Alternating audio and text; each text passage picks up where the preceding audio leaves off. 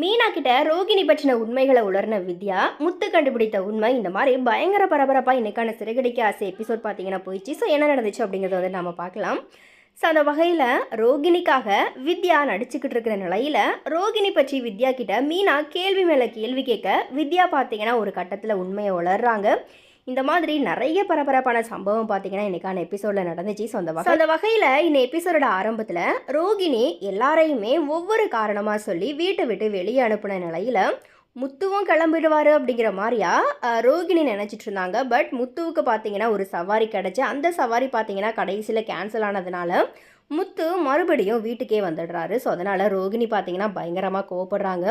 அந்த நேரத்தில் ரோகிணி வித்யாவுக்கு கால் பண்ணி விஷயத்த சொல்ல வித்யா தன்னுடைய ஃப்ரெண்டு மூலியமாக முத்துவுக்கு ஃபோன் போட்டு அவரையும் ஒரு சவாரி அப்படிங்கிற மாதிரியா சொல்லி வெளியே கிளப்பி விட்டுடுறாங்க. அதுக்கப்புறமா எல்லாருமே வெளியே போனதும் கிறிஷை தட்டி தூங்க வச்சுட்டு அம்மா கிட்ட வந்து நீ எதுக்குமா இங்கே வந்தால் இந்த மாதிரியா சத்தம் போடுறாங்க, அதோட சென்னைக்கு வந்தால் ஒழுங்காக ட்ரீட்மெண்ட் எடுக்க மாட்டியா, இங்கே வந்து ஏன் உசுரை வாங்குற, என்னை நிம்மதியாக வாழவே விட மாட்டியா, வேணும்னா என்னை கொன்னுரு இந்த மாதிரியா அழுதுகிட்டே இருக்க. அதுக்கு கோவப்பட்ட ரோகிணியோட அம்மா நானாடி உன் வாழ்க்கையை கெடுக்க பார்க்குறேன் இந்த மாதிரியா கோவப்படுறாங்க. நீ பெத்த பிள்ளைய நான் வளர்த்துக்கிட்டு இருக்கேன், நாளைக்கு எனக்கு ஒன்றுனா அவனோட நிலைமை என்ன ஆகும்னு நினச்சி நான் தினமும் பயந்துக்கிட்டே இருக்கேன் தெரியுமா, அவனை கூட்டிகிட்டு போயிட்டு இல்லைனா அவனை ஒரு ஆசிரமத்தில் சேர்த்துடுவாங்களோ அப்படிங்கிற மாதிரியா கூட எனக்கு பயமாக இருக்குது இந்த மாதிரியா திட்டிக்கிட்டு இருக்கிறாங்க.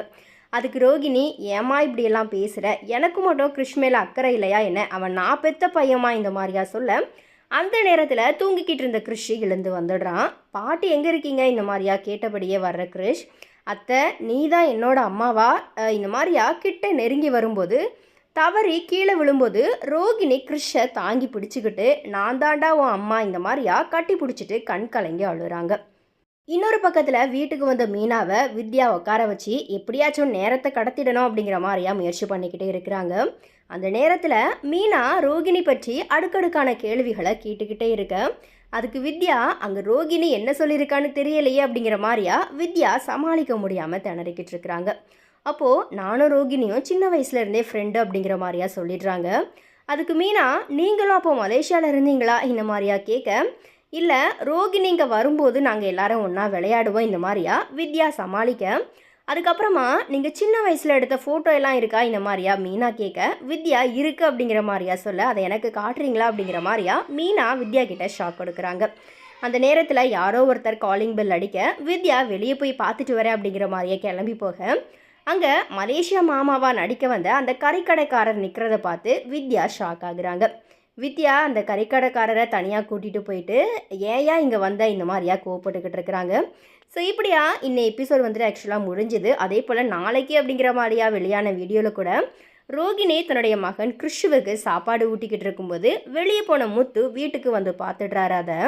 அதை பார்த்து இது என்ன புது கதையாக இருக்குது அப்படிங்கிற மாதிரியா கேள்வி கேட்க ரோகிணி பார்த்தீங்கன்னா திருன்னு முழிச்சுக்கிட்டு இருக்கிறாங்க. இந்த மாதிரி நிறைய இன்ட்ரெஸ்டிங்கான விஷயங்கள் பார்த்தீங்கன்னா இன்றைக்கான சிறகடிக்க ஆசை சீரியலில் வந்துட்டு நடந்துட்டுருக்கு. ஸோ ரோகிணி மாட்டுவாங்களா அப்படிங்கிற மாதிரியா தான் இந்த சீரியல் பார்க்குற மொத்த ஃபேன்ஸுமே எக்ஸ்பெக்ட் பண்ணுறாங்க.